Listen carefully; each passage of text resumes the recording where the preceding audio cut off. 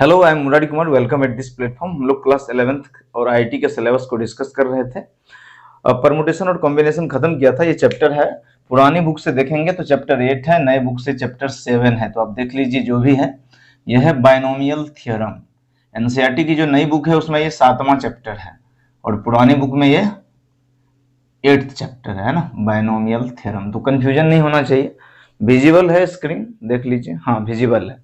Binomial theorem, binomial नाम से ही पता चल रहा है। बाय मतलब दो, बायनोमियल थ्योरम मतलब आप ऐसा एक्सप्रेशन लिखिए जिसमें कितने टर्म हो, दो टर्म हो। तो पहली बात तो यही समझ जाइए, बायनोमियल थ्योरम मीन्स जो भी आप एक्सप्रेशन या इक्वेशन के फॉर्म में लिखोगे वो उसमें कितने टर्म होने चाहिए दोस्त, दो होने चाहिए। कैसे दो टर्म होने चाहिए हम लोग अभी डिस्कस करेंगे। अब पहले कुछ समझिए बात को। जैसे मान लीजिए कि मैंने लिखा a प्लस, है ना, a प्लस, आपने फॉर्मूले देखे होंगे कई सारे a प्लस बी के फॉर्म में। तो a प्लस बी पर पावर 0 इक्वल टू 1, किसी भी नंबर पे power 0 equals 1। a plus b पर पावर 1 यानी कि a प्लस बी, पावर 1 तो सेम ही रह जाएगा। a प्लस बी का होल स्क्वायर आपको पता ही है, a square plus 2ab plus b square.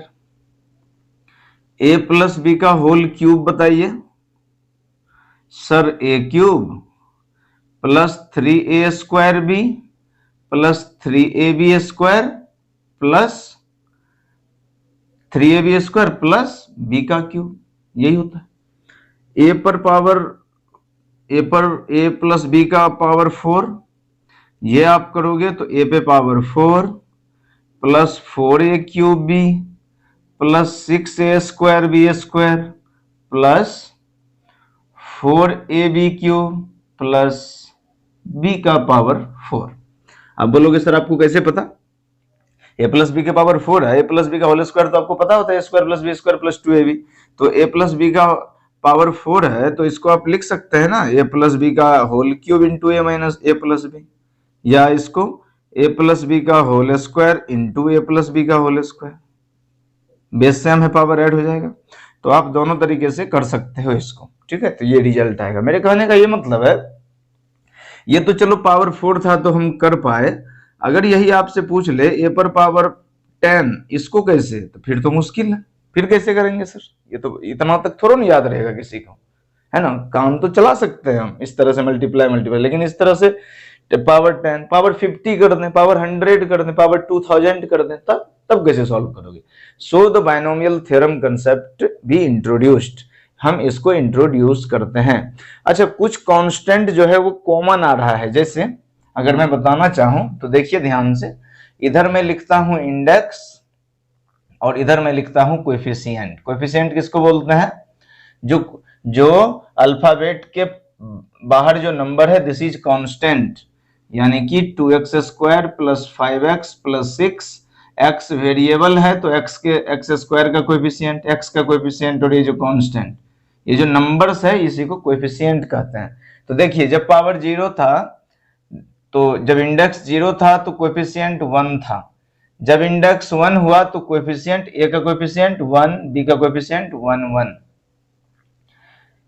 जब इंडेक्स 2 है तब कोएफिशिएंट सर 1 2 1, यानी कि 1 2 1। जब इंडेक्स 3 है तो कोएफिशिएंट 1 3 3 1, 1 3 3 1। जब इंडेक्स 4 है तब कोएफिशिएंट सर 1 4 6 4 1। दिख रहा है आपको, तो कुछ सिमिलैरिटी दिख रही है। a 1 1 1 1 1 1 2 3 3 4 4 6, फिर नेक्स्ट करोगे तो 5 5 10 10, इस तरह से आएगा, है ना। ये सिमिलैरिटी है इसको। अब ये वैल्यू कैसे आई हम लोग इसको भी देख सकते हैं, इसीलिए कॉम्बिनेशन बताना जरूरी था। आया समझ में, इसको आप एक बार नोट कीजिए। अब आप समझ गए ना कि बाइनोमियल थ्योरम हम क्यों यूज करते हैं। हम इसलिए यूज करते हैं कि हमें हायर ऑर्डर एक्सप्रेशन को सॉल्व करना हो। देखिए ये जो मैंने अभी इंडेक्स कोएफिशिएंट बताया, इसको मैं दोबारा बताऊंगा, एक बार पहले आप देख लीजिए इसको। देखिए रिजल्ट है x पर पावर y पर पावर n, n की वैल्यू कुछ भी हो सकती है, 5, 10, 100, 2000, 5000 कुछ भी। तो इसको सॉल्व कैसे करें, ये this is NCR, n c मतलब कॉम्बिनेशन, जो कल पढ़ा था कॉम्बिनेशन। x का पावर घटता है, y का पावर बढ़ता है, याद रखना है। फर्स्ट टर्म का पावर घटेगा तो x का पावर n माइनस आर और y का पावर r, x जितने से घटेगा y उतने से बढ़ जाएगा। आप इसको समेशन का साइन भी लिख सकते हैं, r इक्वल टू कहां से कहां तक सर, r 0 से लेके n तक। क्या मतलब हुआ इसका, x प्लस वाई पर पावर n, अगर इसको हम इलेबोरेट करें, अगर इसको एक्सपेंड करें, ये समेशन है, तो सबसे पहले r की वैल्यू आप 0 रखोगे।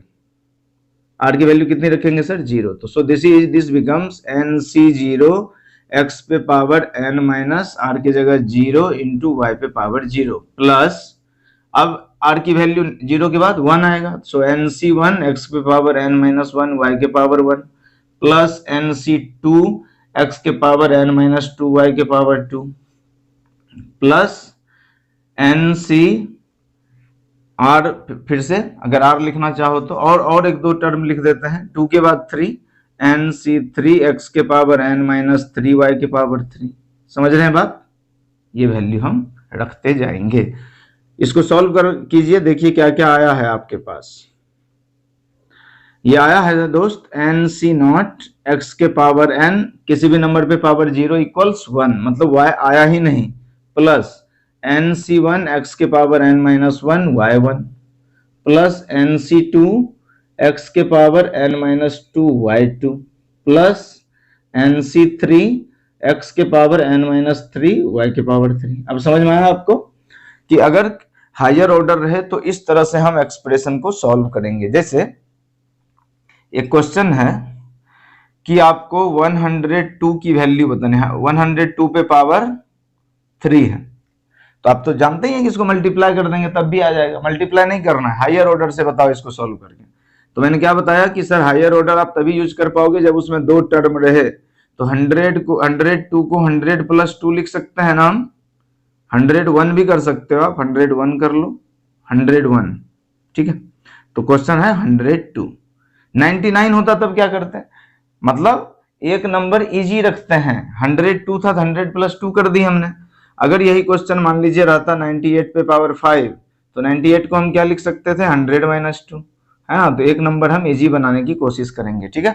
अब इसको सॉल्व करिए, इस पे देखिए, इस एक्सप्रेशन में ये x है, ये y है और ये n है, ठीक है। तो इसको कैसे सॉल्व करोगे आप, सर दिस बिकम्स 100 प्लस 2 पे पावर n मतलब 3, ये सॉल्व होगा NCR यानी कि 3C0, फर्स्ट टर्म पर पावर 3 माइनस 0 और सेकेंड, फर्स्ट टर्म पे पावर घटता है, सेकेंड पे बढ़ता है, अभी बताया, 3C0 x पे पावर n माइनस आर 3 माइनस 0 इंटू वाई यानी कि 2 पे पावर r यानी कि 0 प्लस 3C1 100 पे पावर 3 माइनस 1 और y की जगह 2 पे पावर 1 प्लस 3C3 सॉरी 1 के बाद 2 आएगा, 100 पे पावर 3 माइनस 2 पे पावर 2 प्लस 3C3 100 पे पावर 3 माइनस 2 पे पावर 3, बस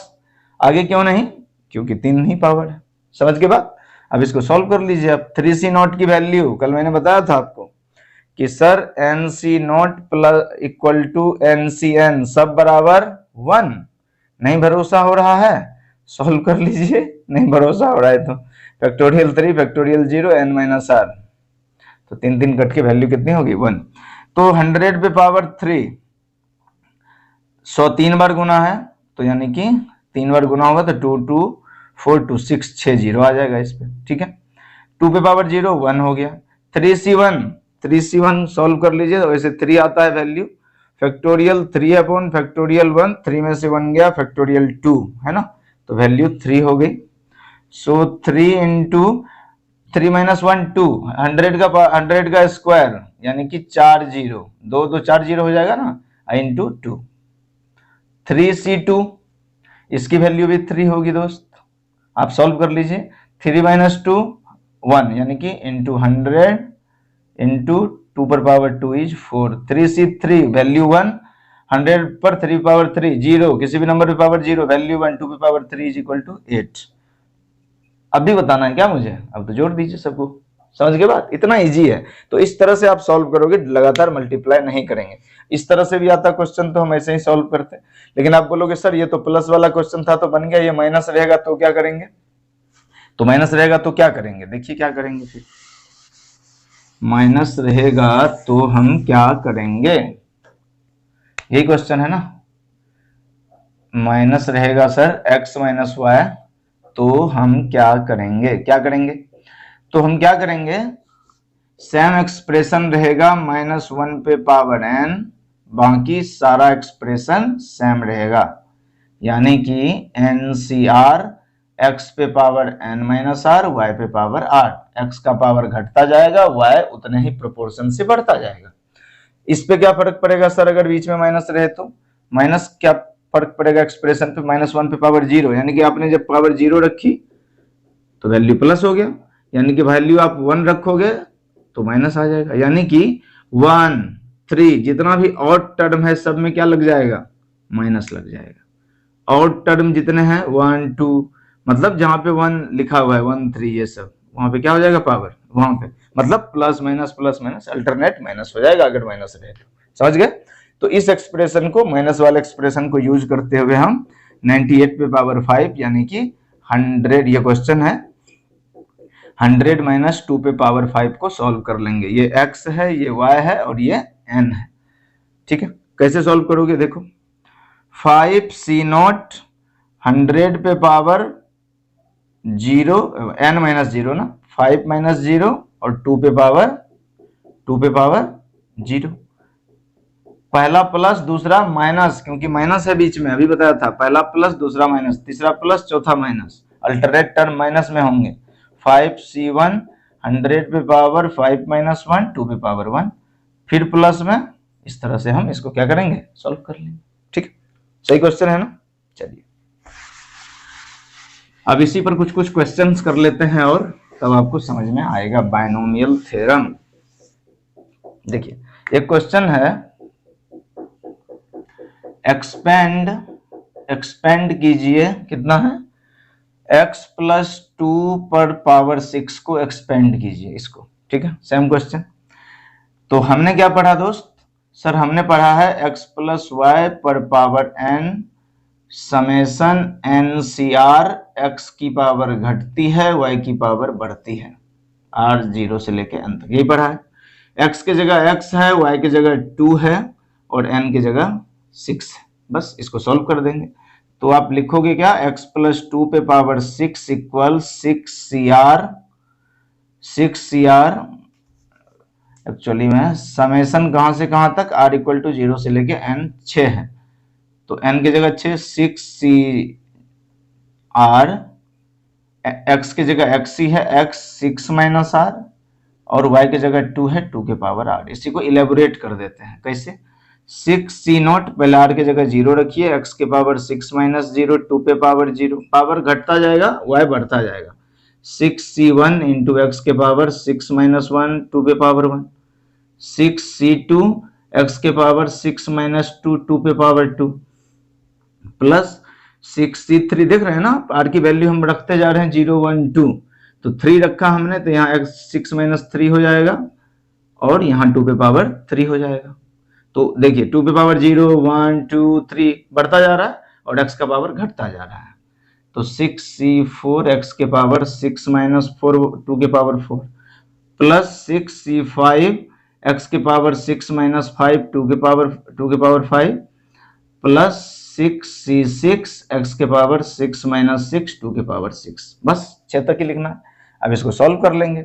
6C0 वैल्यू इज 1, तो हो जाएगा 2 पे पावर 0 इज 1, x के पावर 6, प्लस 6C1 6 हो जाएगा, x के पावर 5 इंटू 2, प्लस 6C2 की वैल्यू, अब डायरेक्ट हम कैलकुलेट कर सकते हैं लेकिन आपको दिखा देता हूं करके, फैक्टोरियल 6 नीचे, फैक्टोरियल 2, 6 में से 2 गया, फैक्टोरियल 4, तो 6 इंटू 5 ये बढ़ते बढ़ते 1 तक जाता है, इसको फैक्टोरियल 4 पे रोक देते हैं क्योंकि नीचे फैक्टोरियल 4 है काटने के लिए, तो कट गया 2 3 जा 3 5 जा 15, तो कितना हो गया 15 इंटू एक्स के पावर 6 में से 2 गया पावर 4 इंटू 2 2 जा 4 प्लस 63 की वैल्यू बताइए 63 फैक्टोरियल 6 अपॉन फैक्टोरियल 3 इंटू 6 में से 3 फिर फैक्टोरियल 3, तो यह हो जाएगा 6 इंटू 5 इंटू 4 इंटू फैक्टोरियल 3, क्या फैक्टोरियल 3 कट गया, इस फैक्टोरियल 3 को ओपन करोगे 3 इंटू 2 इंटू 1 3 2 जा 6 कट गया 5 4 जा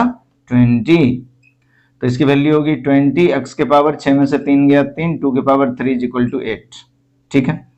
64 62 की वैल्यू सेम होती है, यानी कि आ जाएगा 15 एक्स स्क्वायर इंटू 2 के पावर 4 इज 16, 2 2 जा 4 2 जा 8 2 जा 16, ठीक है भाई, प्लस 61 की वैल्यू हमारे पास 6 आई थी ना, तो इस 6 आई थी, तो इसकी वैल्यू भी 65 की वैल्यू भी कितनी आएगी 6 आएगी, कितनी आएगी 6, कहाँ गया 6 आएगी इंटू एक्स 2 के पावर 5 इज 32, 2 2 जा 4 2 जा 8 2 जा 16 2 जा 32 प्लस 66 1 हुआ, एक्स का पावर 0 2 के पावर 6 इज 64, ठीक है भाई, बस सॉल्व कर लीजिए, एक्स के पावर 6 प्लस 2 6 जा 12 एक्स पे पावर 5, 15 4 जा 60 एक्स पे पावर 4, 28 जा 160 एक्स के पावर क्यूब प्लस 15 इंटू 16 कितना हो जाएगा 16 पंचा 80 8 16 एकम 16 8 24 240 x square plus 32 6 2 12 6 18 192 x plus 64, so this is the answer. मजा आया, तो इस तरह से हम कैलकुलेट कर सकते हैं, दिख रहा है ना, विजिबल है स्क्रीन पे, आधा टाइम तो मुझे यही चिंता रहता है कि कुछ दिख रहा है कि नहीं भाई, कितना टाइम, ठीक है, क्या समझ में आया बात, इस तरह से हम इसको एक्सपेंड करते हैं। एक और इंटरेस्टिंग क्वेश्चन, कुछ नहीं है कैलकुलेशन है बस, लेकिन वही बात है अगर परमुटेशन कॉम्बिनेशन नहीं आता है ना तो फिर नहीं बनेगा, तो प्लेलिस्ट पे देखिए पिछला चैप्टर जो मैंने बताया 3 वीडियो डालने हैं छोटे छोटे, वो आपको समझ में आएगा। एक और क्वेश्चन है मजेदार क्वेश्चन है, लिखिए विच इज ग्रेटर, कौन बड़ा है, इसमें से 2 क्वेश्चन है, 1.01 पे पावर 10 लाख है, ये बड़ा है या 10,000 बड़ा है, कौन बड़ा है, दूसरा 1.1 पर पावर 10,000 है, ये बड़ा है या 1000 बड़ा है, कौन बड़ा है भाई बताओ, कौन बड़ा है। तो इस एक्सप्रेशन को ए नंबर सॉल्व करना है, दिख ही रहा है आपको हाईएस्ट पावर है तो बाइनोमियल यूज करेंगे। 1.01 को क्या लिख सकते हैं सर, इस पे कुछ भी पावर रहे 1.01 को अपन लिख सकते हैं 1 प्लस 0.01 पर पावर 10,000, सॉरी 10 lakhs ना, कितना जीरो है बे, 3 3 6 3 4 5 6, ठीक है 6 जीरो, ये x है ये y है और ये n है, समझ आया बात, कैसे ब्रेक करते हैं दोस्त, सर पहला जीरो nc नॉट x का पावर n माइनस 0, यानी कि इसका पावर -1 और इसका पावर 0 0 ना, पहला NCR भूल गए क्या, NCR x पे पावर n माइनस r, तो n हो गया 10 लाख, 10 लाख हो गया ना, 10 लाख में से 0 और y के जगह पर x के जगह पर 1 है और y के जगह पर है दोस्त 0.01 पे पावर 0 प्लस NC1, फिर से n के जगह पर कितना है 10 लाख प्लस 10 लाख C1 1 पे पावर n माइनस r, तो 1 पे पावर -1 इंटू 0.01 पे पावर 1, इसी तरीके से 10 लाख C2 1 पे पावर और 0.01 पे पावर कुछ भी, लेकिन आपको इतना सॉल्व करने की जरूरत है नहीं, क्यों, NC नॉट की वैल्यू n होती है, NC नॉट की वैल्यू 1 होती है, 1 पे कुछ भी पावर कोई फर्क नहीं पड़ेगा सर, 1 ही रहेगा। 0.0 किसी भी पावर 0 सर 1 ही रहेगा, 1 ही हो गया इसका वैल्यू। प्लस NC1 की वैल्यू, अबे NC1 की value factorial n upon factorial 1 into n minus 1। भूल गए क्या आप लोग? फैक्टोरियल n को कैसे ब्रेक करते हैं? एक घटता है n into factorial n minus 1, factorial n minus 1 cut गया ऊपर नीचे, तो वैल्यू इज n, यानी कि NC1 की वैल्यू n यानी कि 10 लाख, ठीक है। और इस पे पावर 1 यानी कि 0.01 प्लस। अब आगे इसको सॉल्व करने की जरूरत ही नहीं है। क्यों जरूरत नहीं है सर? 1 प्लस, देखिए ध्यान से, 10 लाख 0.01 है, पॉइंट हटेगा 100, 2 जीरो से 2 जीरो कट गया, क्या हो गया? 10,000। इसमें कुछ और ऐड होगा इधर, तो 10,000 प्लस 1 क्या हो गया? 10,001। क्वेश्चन पूछ रहा है ये बड़ा है कि 10,000 बड़ा है। दो ही टर्म को मैंने सॉल्व किया, उसी से 10,001 आ गया, तो इसमें तो कुछ भी ऐड करेंगे तो इससे ज्यादा ही होगा ना। So this is greater. क्या समझ आया? नहीं आया है ना? मजेदार। तो पूरा सॉल्व करने की जरूरत ही नहीं पड़ी, केवल 2 ही टर्म सॉल्व किया, NC0 NC1, NC2 को छुआ भी नहीं, उसी में आंसर आ गया। तो 2 टर्म को सॉल्व करना है, इस तरह के क्वेश्चन आए। तो सेकंड देखिए, 1.1 पे पावर 10,000 है ना? इसको आप क्या लिखोगे? 1 प्लस 0.1 पे पावर 10,000। ये x है, ये y है और ये n है, ठीक है। कैसे सॉल्व होगा दोस्त? कैसे सॉल्व होगा? NC0 0, पहला टर्म 1 है, इस पे पावर 10,000 माइनस 0, और जो सेकेंड टर्म है 0.1 उस पे पावर 0, प्लस NC1 10,000 C1 1 पे पावर 10,000 माइनस 1 0.1 पे पावर 1।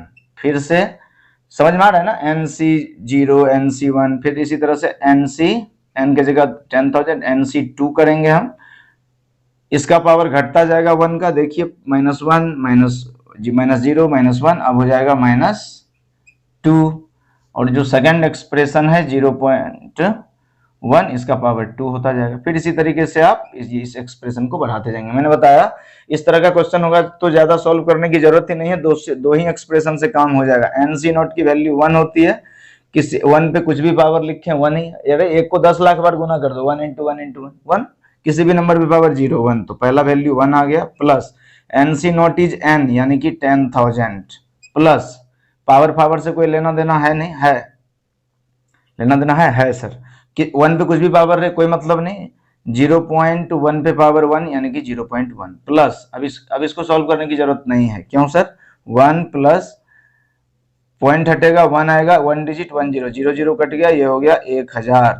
1000 में 1 जोड़िएगा, ये बाकी है अभी 1001, और प्लस में ये सब बाकी है। पूछ रहा था ये बड़ा है या 1000 बड़ा है, तो आपको दिख गया ना, 2 ही टर्म को सॉल्व करके 1001 आ गया, तो 1000 से ज्यादा हो गया, दिस एक्सप्रेशन इज ग्रेटर। मान लीजिए कि नहीं पता चलता 2 एक्सप्रेशन से, तो एक एक्सप्रेशन को और सॉल्व कर लेते, 3 तक चले जाते, क्या दिक्कत था? ठीक है, तो आपके लेवल पे नहीं आएगा। एनसीईआरटी या RD शर्मा में जो क्वेश्चन है वो यहीं तक रुक रहा है, ठीक है भाई, समझ में आया बात? तो 8.1 को आप सॉल्व कीजिएगा, आपसे सारा क्वेश्चन बनेगा। कल हम लोग बात करेंगे जनरल और मिडिल टर्म की, कि जनरल टर्म्स क्या होते हैं, मिडिल टर्म्स क्या होता है, ठीक है? ठीक है, जनरल और मिडिल टर्म्स की बात करेंगे। पुराने बुक से आप एक्सरसाइज 8.1 और नई बुक से एक्सरसाइज 7.1 सॉल्व कीजिए, सारे क्वेश्चन आपसे बनेंगे। थैंक यू सो मच, अपने दोस्तों को भी शेयर कर दीजिए।